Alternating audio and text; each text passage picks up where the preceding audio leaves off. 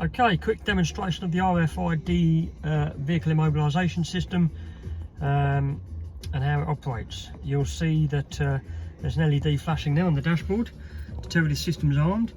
Now the system automatically arms when the vehicle's ignition is switched off and it loses sight of the RFID tag. You get two tags with the system.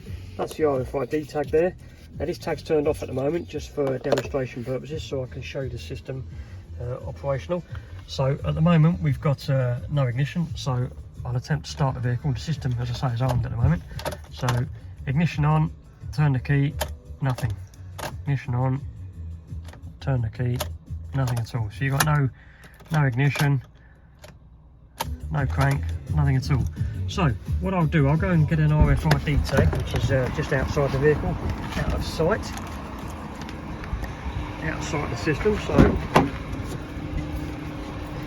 okay, so here we have an RFID tag in my hand. You can see the LED's gone out now.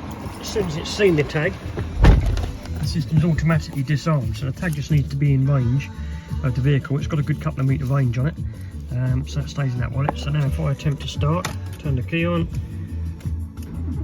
there we go, vehicle starts and runs.